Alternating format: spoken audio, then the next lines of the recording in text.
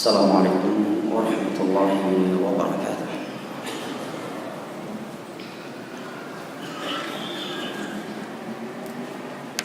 Alhamdulillah, wassalatu wassalamu ala rasulillah wa ala alihi wa sahbihi wa sallama tasliman katsira, amma ba'd. Alhamdulillah, puji dan syukur senantiasa kita panjatkan kehadirat Allah Jalla wa Ala, Zat yang telah berfirman di dalam Al-Quran Al-Karim pada surat Ibrahim dengan firman-Nya, wa in ta'uddu ni'matallahi la tuhsuha innal insana lazalumun kafar. Dan kalaulah kalian ingin menghitung-hitung akan nikmat Allah, la tuhsuha, niscaya kalian tidak akan mampu menghitungnya. Innal insana lazalumun kafar, sesungguhnya manusia itu pelaku kezaliman dan kekufuran.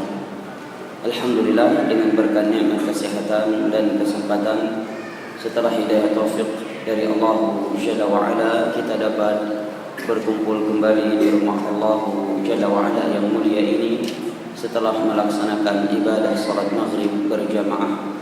Sembari menunggu masuknya waktu salat isya, kita dapat melanjutkan kembali kajian rutin kita, kitab Tafsir Al-Quran Al-Azim karya Al-Imam Ibnu Katsir rahimahullah ta'ala.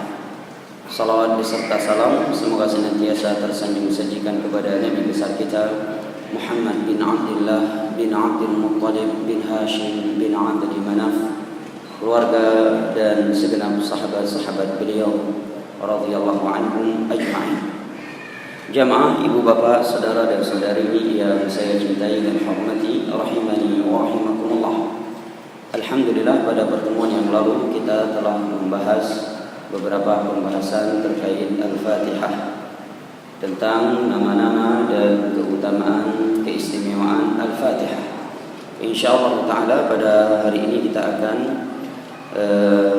mendengarkan uraian Al-Imam Ibnu Katsir rahimahullah ta'ala terkait isti'adzah, memohon perlindungan kepada Allah Jalla wa Ala dari syaitan.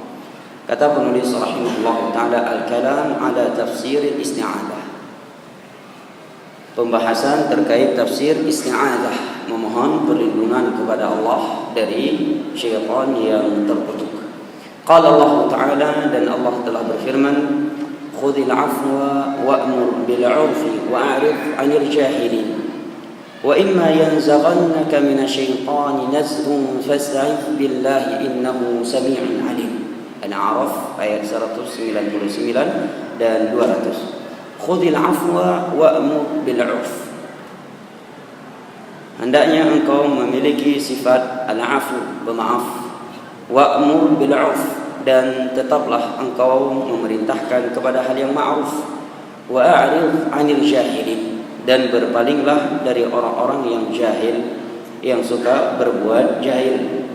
Wa imma yanzaghannaka minasyaitani nazghun fasta'idz billah innahu samii'un 'alim, dan apabila syaitan memberikan sebuah bisikan penyimpangan kepadamu, fasta'idz billah, maka memohonlah perlindungan kepada Allah, sesungguhnya Allah Maha mendengar lagi Maha mengetahui. Ayat Allah Subhanahu wa taala yang suci ini menyebutkan kepada kita beberapa hal. Yang pertama, perintah Allah Jalla wa Ala agar kita memaafkan orang yang berbuat salah. Memaafkan orang yang berbuat salah ini adalah sebuah keutamaan, bukan sebuah kewajiban. Karena seseorang boleh membalas suatu kejelekan semisalnya, tidak lebih dari apa yang diperlakukan kepadanya. Namun kalau dia memaafkan, maka itu lebih baik. Karena Allah Jalla wa Ala menyatakan, innama jazaa'u sayyi'atin sayyi'atin mithluha faman 'afa wa aslaha wa ajruhu 'ala Allah. Sesungguhnya perbuatan yang jelek itu dibalas serupa dengannya. Ditampar sekali boleh membalas tampar sekali. Sekali nonjok ya boleh dibalas sekali nonjok, tidak boleh lebih. Tetapi kata Allah, barang siapa yang memaafkan dan memperbaiki, maka itu yang lebih baik pahalanya di sisi Allah Jalla wa'ala. Dalam ayat ini Allah Jalla wa'ala menganjurkan kita untuk memaafkan, yang itu merupakan sifat orang-orang yang bertakwa yang Allah Jalla wa'ala janjikan untuk mereka surga. Allah berfirman, وَسَارِعُوا إِلَى مَغْفِرَةٍ مِنْ رَبِّكُمْ وَجَنَّةٍ عَرْضُهَا السَّمَاوَاتُ وَالْأَرْضُ أُعِدَّتْ لِلْمُتَّقِينَ الَّذِينَ يُنْفِقُونَ فِي السَّرَّاءِ وَالضَّرَّاءِ وَالْكَاظِمِينَ الْغَيْظَ وَالْعَافِينَ عَنِ النَّاسِ وَاللَّهُ يُحِبُّ الْمُحْسِنِينَ. Dalam surat Ali Imran. Bersegeralah kalian untuk memperoleh ampunan Allah Jalla wa'ala Rabb kalian, dan syurganya yang luasnya seluas langit dan bumi yang telah Ia persiapkan kepada orang-orang yang bertakwa. Lantas Allah sebutkan kriteria mereka, di antaranya alladzina yunfiquna fi sarra'i wadh-dharra', yaitu mereka orang-orang yang tetap berinfak di kondisi sarra, senang, kaya, maupun di saat dharra, miskin. Wal kadhimin al-ghaidha, mereka adalah orang-orang yang mampu menahan amarahnya. Wal 'afina 'anil nas, lebih dari itu mereka mampu memaafkan manusia yang berbuat salah. Wallahu yuhibbul muhsinin, dan Allah Jalla wa'ala mencintai hamba-hambanya yang berbuat kebaikan. Kemudian yang kedua, Allah Subhanahu wa taala memerintahkan kita agar tetap memerintahkan hal yang ma'ruf. Ma'ruf adalah segala sesuatu yang terpuji di dalam agama kita, baik yang sifatnya wajib ataukah sifatnya sunnah. Wa a'rid 'anil jahilin. Yang ketiga, kata Allah, berpalinglah dari orang-orang yang berbuat jahil. Karena setiap kali kita mengajak kepada hal yang ma'ruf dan setiap kali kita ingin memaafkan, ada saja orang yang ingin menyakiti dan mengganggu kita serta tidak berterima kasih kepada kita. Sesungguhnya manusia yang paling mulia akhlaknya, manusia yang paling bersih dari kesalahan, manusia yang paling suci niatnya di dalam berdakwah, telah dilempar dengan kotoran-kotoran hewan ketika beliau salat dan ketika beliau berdakwah. Bahkan lebih dari itu, beliau dilakabi dengan syairun majnun, ahli syair dan orang yang gila, yaitu Nabi kita Muhammad bin Abdullah bin Abdul Muttalib bin Hashim bin Abdi Manaf sallallahu alaihi wasallam. Syahid dari ayat ini bukan ini, tapi ayat yang setelahnya. Allah Subhanahu wa taala menyebutkan apabila syaitan memberikan gangguan kepadamu dari jalan as-siratal mustaqim, maka memohonlah perlindungan kepada Allah. Sesungguhnya Allah Sami'un Alim, Maha mendengar lagi Maha mengetahui. Kita jangan pernah merasa aman dari gangguan dan bisikan syaitan. Terkadang was-was yang datang dari syaitan itu dapat mengeluarkan seseorang dari Islam. Dan terkadang was-was yang datang dari syaitan itu dapat membuat seorang murtad. Terlebih lagi tatkala dia berada di sakaratul maut. Para ulama menyebutkan di saat itu iblis dan bala tentaranya akan berupaya sekuat tenaga mereka, dan mereka tidak pernah menyerah agar seorang hamba mati dalam keadaan berburuk sangka kepada Allah. Karena Allah Jalla wa'ala di dalam hadis qudsi menyatakan, ana inda dhanni 'abdi, bahwa Allah berfirman, aku berada di sangkaan baik hamba. Para ulama menyebutkan di antara tempat dan kondisi yang syaitan sangat ambisi untuk merusakkan anak Adam, menghancurkan akidahnya adalah tatkala dia berada di ranjang kematian. Detik-detik kematian diberikan berbagai was-was, berbagai bisikan, yang bisa jadi dengan bisikan tersebut dia bisa murtad dan bisa kufur kepada Allah Jalla wa'ala. Sebagai contoh, disebutkan oleh Al-Imam Muslim di dalam kitab sahihnya sebuah hadis dari sahabat Abu Hurairah radhiyallahu anhu, bahwa ada seorang sahabat Nabi sallallahu alaihi wasallam datang kepada beliau menceritakan bahwa beliau mendapatkan waswasah yang bunyinya, man khalaqas sama, siapakah yang menciptakan langit? Kata sahabat ini, aku pun menjawab, ya Rasulullah, Allah. Lantas waswasah tersebut kembali datang dengan pertanyaan, man khalaqal ard, siapakah yang menciptakan bumi? Aku pun kembali menjawab, Allah, kata sahabat tersebut. Dia kembali, waswasah tersebut kembali mendatangkan pertanyaan yang baru. Man khalaqa ma baina as-sama'i wal ardh? Siapakah yang telah menciptakan apa yang ada di antara langit dan bumi? Aku pun menjawab, Allah. Lantas waswasah tersebut kembali datang membawa pertanyaan, Man khalaqa Allah? Kalau demikian, siapakah yang menciptakan Allah? Seketika itu aku terdiam, hanya mengucapkan amantu billah. Aku beriman kepada Allah. Nabi SAW pun bersabda setelah mendengar cerita sahabatnya tersebut dengan sabdanya, dzalika sharihul iman. Itulah bukti keimanan seorang hamba. Tatkala dia diberikan waswasah oleh syaitan, dia menjawab dengan jawaban yang penuh dengan pengesaan kepada Allah. Dan ketika ditanyakan siapa yang menciptakan Allah, dia tidak menjawabnya kecuali amantu billah. Ini salah satu bentuk waswasah. Ini waswasah yang datang kepada sebagian sahabat Nabi SAW, yang keimanan mereka, satu orang di antara mereka mungkin tidak bisa ditandingi oleh 1000 manusia yang paling bertakwa di saat ini. Ini mereka para sahabat Nabi. Sehingga mereka tidak pernah merasa aman dan tidak pernah merasa suci dari gangguan syaitan seperti benih-benih kemunafikan. Disebutkan oleh Al-Imam Al-Bukhari di dalam kitab sahihnya sebuah athar dari seorang ulama tabi'in yang bernama Ibnu Abi Mulaikah. Beliau menyatakan, adraktu 30 min ashabi Muhammadin sallallahu alaihi wasallam kulluhum yakhafu ala nafsihi nifaq. Kata beliau, aku telah bertemu 30 sahabat Nabi. Aku dapati semua mereka itu takut bahwa dirinya itu seorang munafik, bahwa di dalam hatinya itu ada kemunafikan. Siapa jamaah? Para sahabat Nabi, Abu Bakar, Umar, Uthman, Ali. Sahabat-sahabat Nabi yang sudah direkomendasi oleh Allah dari 7 lapis langit di dalam Al-Quran Al-Karim, yang telah mendapatkan recommending dari Nabi SAW, yang tidak diragukan lagi perjuangan mereka dengan nyawa mereka, jiwa dan raga mereka untuk agama Allah. Rupanya tidak merasa aman dari gangguan iblis beserta bala tentaranya. Bahkan lebih dari itu, semua mereka mengkhawatirkan adanya bibit kemunafikan di dalam hati.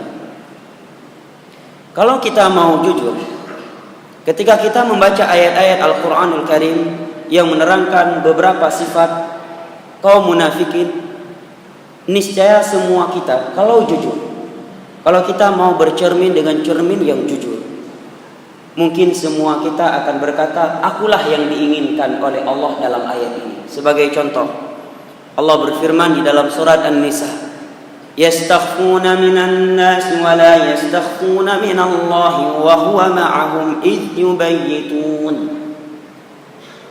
Orang-orang munafik itu menyembunyikan perbuatan maksiat dari manusia, tetapi dia melakukannya secara terang-terangan di hadapan Allah ketika dia bersendirian. Padahal Allah selalu bersama mereka tatkala mereka menyembunyikan keburukannya. Ketika di dalam masjid, terkadang kita takut sama Allah ingin membunuh seekor semut. Ketika di dalam masjid, takut berdosa karena menginjak seekor semut. Ini kalau lagi di dalam masjid. Tetapi kalau di luar masjid, seakan-akan semuanya adalah laut, nggak ada batasan lagi. Semuanya Samudra Pasifik dan Samudra India, nggak ada batasan, nggak ada halal dan haram lagi. Di dalam masjid seakan-akan diri kita seperti Abu Bakar yang sedang beribadah, menangis dan seterusnya. Tapi begitu keluar dari masjid sudah seperti Abu Jahal dan Abu Lahab, atau seperti Abu Nawas, pandai mengkelek-kelek agama Allah Subhanahu wa taala. Ini salah satu dari ciri munafik. Allah sebutkan di dalam surat An-Nisa. Kalau kita mau jujur, kita salah satu dari orang yang dimaksud oleh Allah dalam ayat ini, baik saya yang berbicara maupun Anda yang sedang mendengar. Contoh yang kedua, Allah Subhanahu wa taala sebutkan ciri munafik juga di dalam surat At-Taubah. Wala ya'tuna as-salata illa wa hum kusala. Orang-orang munafik itu tidaklah pergi mengerjakan salat kecuali dalam keadaan malas. Betapa sering kita mendapatkan diri kita salat tapi dalam keadaan malas. Salat tapi dalam keadaan malas. Rupanya sifat munafik yang Allah sebutkan dalam Al-Quran ini kita sendiri pun enggak bersih darinya. Contoh yang ketiga di dalam hadis Nabi SAW yang diriwayatkan oleh Al-Imam Al-Bukhari dan Al-Imam Muslim dari sahabat Abu Hurairah radhiyallahu anhu. Nabi SAW bersabda, "Inna athqalas salati 'alal munafiqin salatul 'isya'i wa salatul fajr. Walau ya'lamuna ma fihima la'atawhuma walau habwa. Walaqad hamamtu an amura bis salati fatuqam, thumma amura rajulan fayusalli bin nas, thumma antaliqa ma'i rijalun ma'am huzamun min hatabin ila rijalin la yashhaduna as-salata fa uharriqa 'alaihim buyutahum bin nar." Sesungguhnya salat yang paling berat bagi orang-orang munafik adalah salat isya dan salat subuh. Dan kalaulah mereka tahu keutamaan pergi melaksanakan salat isya dan subuh berjamaah, la atauhuma walau habwa. Niscaya mereka akan keluar pergi sekalipun harus merangkak untuk sampai melaksanakan salat isya dan subuh berjamaah. Walaqad hamamtu an amura bis salati fatuqam.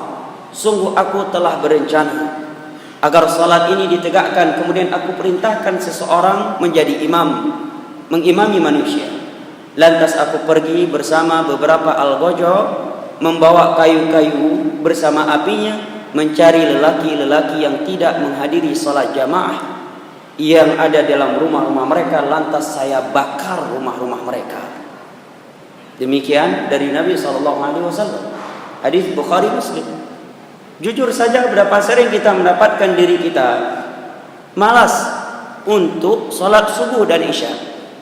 Apalagi kalau sudah habis salat maghrib nongkrong di warung kopi.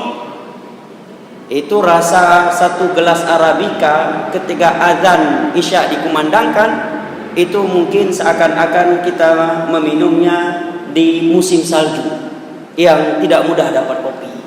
Padahal mereknya sama, bubuknya sama, yang membuatnya pun sama. Hanya iblis sedang kuat menggoda kita. Jadi, kalau kita mau jujur, selamat enggak dari bibit kemunafikan? Tapi kita selalu merasa aman. Ketika membaca Al-Quran yang memberi ancaman terhadap orang-orang munafik, seakan-akan kita enggak merasa. Kita merasa enggak tersentuh sedikit pun dengan ayat itu. Padahal lihat itu Abu Bakar, Umar, Utsman, Ali, para sahabat yang lain, 30 sahabat yang dijumpai oleh ulama tabi'in yang bernama Ibnu Abi Mulaikah, semuanya mengkhawatirkan bahwa dirinya sebagai munafik.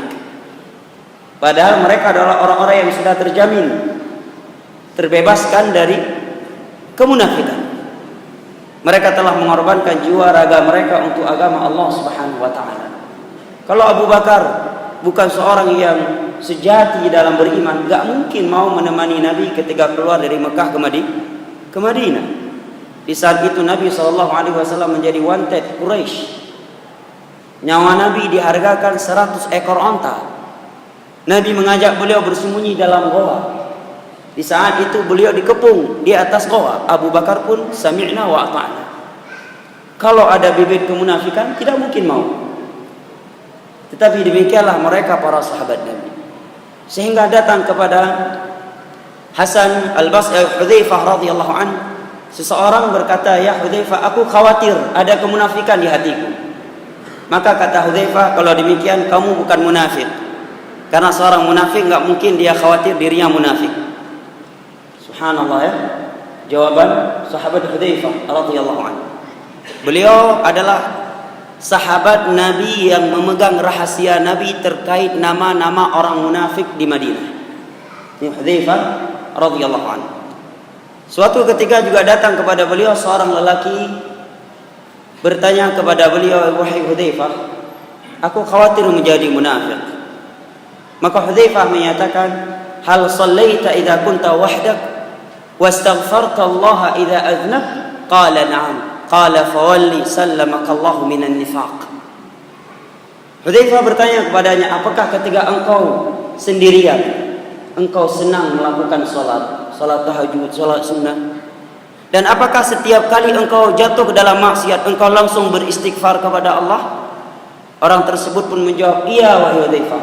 Maka kata beliau, "Pergilah, Allah akan menyelamatkan engkau dari kemunafikan." Ini menerangkan kepada kita bahwa di antara pintu untuk menutupi kemunafikan masuk ke dalam hati kita adalah menjaga ibadah ketika kita sendirian. Maka ayat ini menerangkan kepada kita bahwa jangan pernah kita merasa aman dari gangguan, dari bisikan syaitan. Dan yang namanya gangguan syaitan itu bukan hanya kesurupan. Bahkan yang lebih bahaya dari itu adalah bisikan-bisikan yang dapat merusakkan akidah dia tentang Allah Subhanahu wa taala. Sebagaimana di dalam hadis Sahih Muslim yang telah kita sebutkan di atas tadi. Kemudian kata Al-Imam Ibnu Katsir rahimahullahu taala, wa qala ta'ala, dan Allah berfirman, "Idfa' billati hiya ahsanu sayyi'ah. Nahnu a'lamu bima yasifun wa qur rabbi a'udzu bika min hamazati syayatin wa a'udzu bika rabbi ayahdurun." Balaslah kejelekan itu dengan sesuatu yang lebih baik. Kami lebih mengetahui terhadap apa yang mereka sifati. Katakanlah, "Ya Allah, Rabbku, aku memohon perlindungan kepadamu dari bisikan-bisikan syaitan, dan aku berlindung kepadamu daripada syaitan yang akan menghadiriku, yang akan menyertaiku di dalam salat maupun di kondisi sakaratul maut serta kondisi-kondisi yang lainnya." Di sini kita diperintahkan oleh Allah agar selalu memohon perlindungan kepada Allah dari gangguan syaitan. Alhasil Al-Imam Ibnu Katsir rahimahullahu taala di sini menyebutkan beberapa ayat ingin menerangkan kepada kita anjuran memohon perlindungan kepada Allah dari syaitan secara umum, baik di luar salat, di dalam salat, hendak membaca Al-Quran, ataukah di selain waktu itu. Terlebih khusus menjelang membaca Al-Quran, karena Allah Subhanahu wa taala berfirman di dalam surat An-Nahl ayat 98, "Fa idza qara'tal Qur'an fasta'idz billah minasyaitonir rajim." Apabila engkau hendak membaca Al-Quran, maka memohonlah perlindungan kepada Allah dari syaitan ar-rajim. Demikian pula di dalam salat. Al-Imam Ibnu Qudamah rahimahullahu taala di dalam kitabnya Al-Mughni, kitab perbandingan fikih, perbandingan madhab, beliau menyatakan, "Wa jumlatu dzalik anna al-isti'adzata qabla al-qira'ah fi shalah sunnah."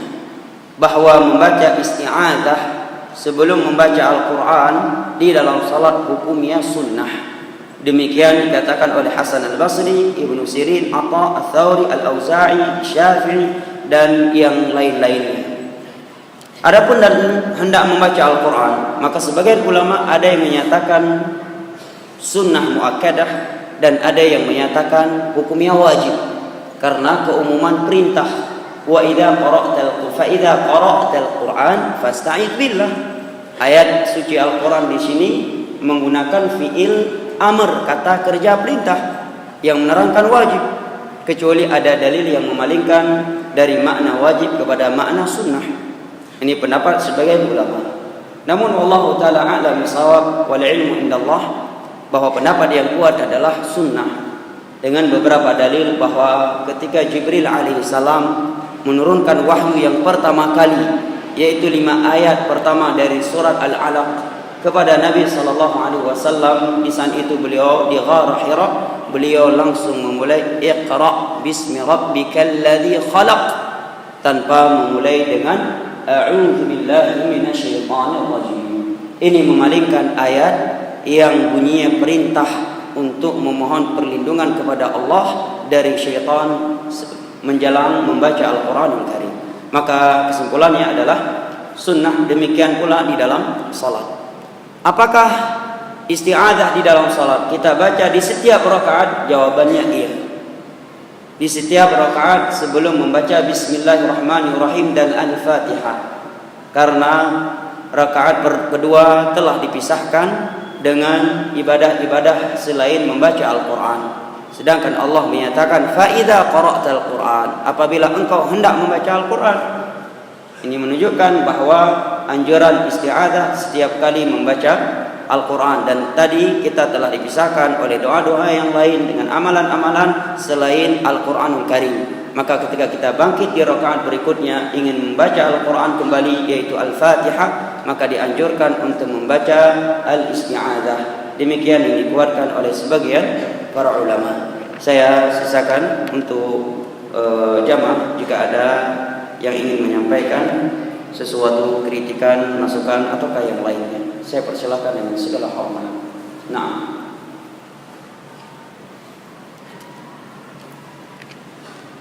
Assalamualaikum warahmatullahi wabarakatuh. Waalaikumsalam warahmatullahi wabarakatuh. Di pertanyaannya, di satu titik kita semangat beribadah. Kadang satu hari kita bisa membaca Al-Quran satu juz. Kadang semangat puasa-puasa sunnah. Kadang dalam tepat waktu ke masjid mengerjakan sholat-sholat sunnah lainnya, amalan-amalan sunnah. Dan ketika di satu titik kita mengalami penurunan ibadah, putus iman. Mohon minta tips-tipsnya ketika kita mengalami hal itu. Bagaimana cara mengatasinya? Yang pertama yang ditanya bukanlah orang yang lebih baik daripada yang bertanya dari sisi keimanan. Akan tetapi yang bertanya memiliki hak untuk mendapatkan jawaban. Yang pertama perlu diketahui bahwa naik turunnya iman di dalam beribadah itu sudah merupakan sunnatullah. Dan itu bukanlah hal yang tercela. Selama ketika iman turun tidak kembali kepada hal-hal yang dimurkai oleh Allah. Telah datang hadis yang sahih, Nabi SAW bersabda, likulli amalin syirqah wa likulli syirqatin fatarah, faman kanat fatratuhu ila sunnati faqad aflah, wa man kanat ila ghairi dhalik faqad halaka wa khasir. Nabi SAW bersabda, setiap kali beribadah, setiap amalan, setiap ibadah itu pasti ada semangat yang menggebu-gebu. Dan setiap kali ada semangat yang menggebu-gebu, pasti ada masa futur. Futur itu dalam bahasa Arab, bahasa kita artinya lemah, melemah semangatnya. Pahit dengan semangat, cok yu kuasa Daud, naidang hebimu, hetu nanam holi Daud. Lagi-lagi semangat, kuasa Daud dihantam. Akhirnya seumur hidup setelah itu nggak pernah lagi puasa Daud. Ya, lagi semangat menghantam 3-4 juz dalam sehari. Maka kata Nabi SAW, setiap amalan itu memang ada semangat yang menggebu-gebu setiap kita memulai. Dan setiap semangat menggebu-gebu itu pasti ada masa fatarah, futur, menurun semangatnya, lemah. Namun bimbingan Nabi, faman kana fataratu ila sunnati, barang siapa yang ketika futur udah familiar nggak dalam bahasa Indonesia? Futur udah ma'ruf ya? Enggak ya? Udah Indonesia belum? Belum ya? Berarti apa tepatnya bahasa Indonesia? Ketika lemah semangat ya? Ketika lemah semangatnya, dia beralih ke sunnahku yang lainnya. Lemah semangat baca Al-Quran hari ini, maka baca hadis-hadis Nabi. Sekali bersalawat kepada Nabi, Allah membalas sebanyak 10 kali. Bertambah ilmu.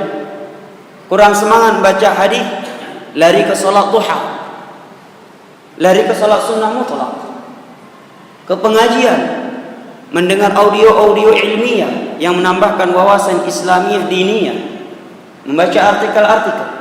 Maka kata Nabi, barang siapa yang ketika imannya turun, dia pindah ke sunnahku yang lainnya, lemah dari puasa, lari ke salat, maka aflah, maka dia akan terjaga. Dia akan terjaga, akan bahagia.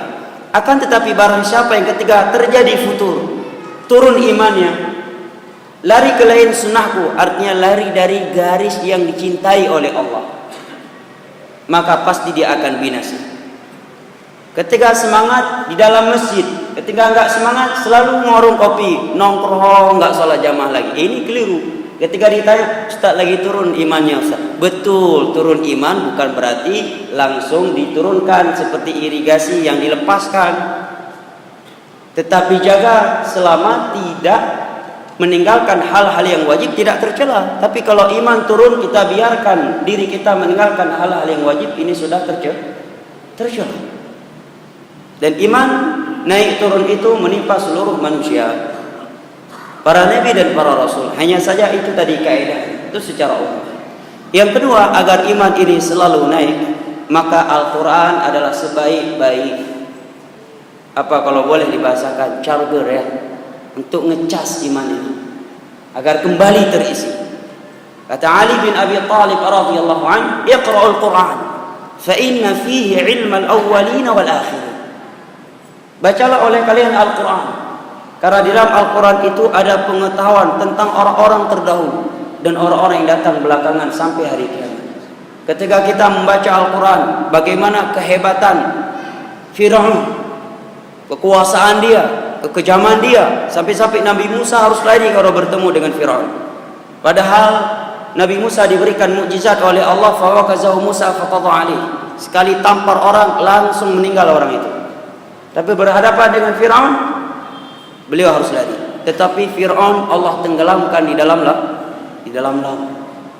Ini menghilangkan sifat sombong dari hati kita. Kemudian bagaimana kuatnya Jamrud, raja yang paling bengis, yang paling kejam dan paling kuat di dunia di masa Nabi Ibrahim. Allah matikan dengan seekor apa ya Pak? Onta? Sapi? Bukan, dengan seekor lalat yang masuk ke dalam hidungnya, tidak mampu dia cegah. Ini menghilangkan juga sifat sombong dari hati kita.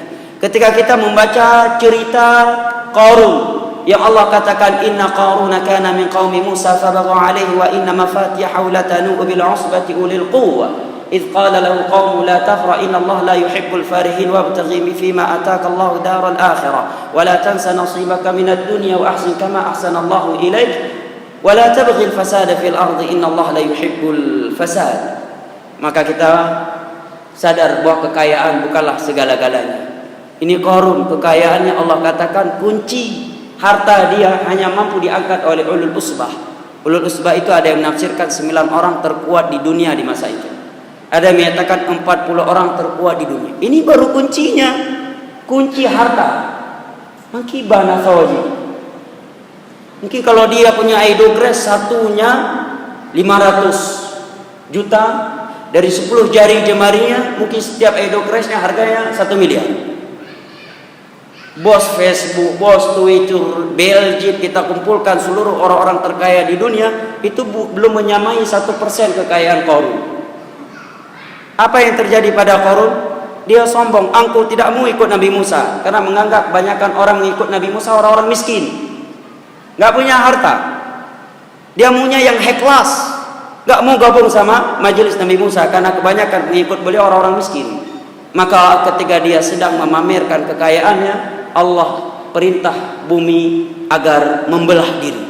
Maka Allah menyatakan fakhasafna bihi wa bidarihil ardh. Maka bumi pun menelan Qarun hidup-hidup bersama istananya, hanya dia dan istananya. Padahal dalam ayat itu disebutkan Qarun sedang memamerkan perhiasannya, masyarakatnya sedang nonton. Tetapi begitu terjadi gempa, hanya gempa lokal yang ditelan oleh bumi hidup-hidup, hanya Qarun dan bersama istananya. Secara logika nggak masuk akal. Kok bisa di kekerumunan manusia terjadi gempa bumi yang ditelan oleh bumi hanya 1 orang? Dan hanya istana Qarun, padahal dalam istananya ada anak-anak buahnya, pembantu-pembantunya. Kalau Allah sudah berkehendak, maka ini pun menghilangkan sifat angkuh dan congkak dengan dunia yang kita miliki, bahwa dunia bukan segala-galanya. Kemudian kita membaca Al-Quran, ayat-ayat yang akan menyebutkan tentang syurga dan neraka, tentang alam barzakh, membuat kita jadi sadar bahwa perjalanan kita masih sangat panjang. Ketika kita membaca ayat Allah, wa inna yawman 'inda rabbika ka'alfi sanatin mimma ta'udun, bahwa satu hari di hari kiamat itu seperti 1000 tahun di dunia ini. Rupanya kehidupan di dunia kita ini tidak lebih dari 1,5 jam. Karena umur mayoritas umat Nabi itu dari 60 hingga 70 tahun. Wa qalilum man jawaza dzalik. Sangat sedikit yang umurnya lewat dari itu. Berarti kalau kita kalkulasikan 60 hingga 70 tahun, sedangkan satu hari di hari kiamat paling pendek ya seperti 1000 tahun, kemudian kita bagikan dengan umur umat Islam ini yang mayoritasnya 60 hingga 70 tahun, berarti kehidupan kita di dunia tidak lebih dari 1,5 jam. Kita kalau ada yang berkata, Bapak ada kesempatan 1,5 jam sebelum dipenjara dan sebelum KPK turun, apa yang kita buat? Akan kita kumpulkan segala bekal agar pas KPK turun berkasnya hilang. Dan yang semisalnya. Lalu Allah menyatakan hidup kalian di dalam Al-Quran 1,5 jam. Dengan bahasa yang tersirat tentunya. 1,5 jam. Dan kita akan membawa bekal yang kita persiapkan selama 1,5 jam untuk kehidupan yang selama-lamanya. Yang tidak ada ujungnya. Kira-kira bisa buat apa kita? Berhak nggak dapat syurga Allah? Mampu nggak mengumpulkan amalan yang dengannya kita membuka syurga Allah? Waktunya hanya 1,5 jam. Bekal yang kita kumpulkan untuk 1,5 jam itu akan kita pakai lebih dari untuk 1 juta tahun, 1 miliar tahun, 1 triliun tahun, bahkan tidak ada ujungnya. Maka ini membuat hati kita akan selalu waspada, akan selalu takut kepada Allah Jalla wa'ala. Kemudian kiat yang lainnya adalah menjaga pergaulan. Hadis-hadis dan ayat-ayat yang menerangkan kepada kita pengaruhnya pergaulan itu sangatlah banyak, dan saya kira sudah tidak asing lagi di sisi kebanyakan kita. Oleh karena itu dalam pepatah Arab dikatakan as-sahib sahib. Yang namanya teman duduk itu menyambar. Tadi ya begitu dalam masjid, cinta kepada akhirat luar biasa. Merasa cukup sudah dengan kendaraan yang sudah ada, dengan rumah yang sudah ada. Begitu ngopi bareng sama si fulan, ala tang berehnya tak perlu pajeru tak bodoh. Enggak puas dengan dunia. Kenapa? Pengaruh teman tadi. Maka as-sahib sahib, sahabat teman duduk itu dapat menyambar. Al-Imam Ibnu Qayyim membagikan manusia di dunia ini terbagi menjadi 3. Kata beliau, sebagian manusia itu udah ada. Yang terakhir kata beliau, sebagian manusia, model manusia yang pertama itu seperti racun. Kamu dekati hancur duniamu, hancur akhiratmu. Yang kedua, dia seperti obat. Kamu membutuhnya hanya ketika sakit, yaitu orang-orang yang kamu bisa bergaul dengannya hanya dalam urusan dunia. Jangan lebih dari itu. Yang ketiga, seperti gizi buat tubuh, yaitu orang-orang yang berilmu dan orang-orang saleh. Kamu selalu membutuhkan mereka untuk kebaikan dunia dan akhiratmu. Saya kira sampai di sini, lebih dan kurang yang saya mohon maaf. Wabillahi taufiq wal hidayah. Sallallahu ala nabiyina Muhammad wa ala alihi wa sahbihi wa sallam. Wa akhiru da'wana alhamdulillahi rabbil alamin. Wassalamualaikum warahmatullahi wabarakatuh.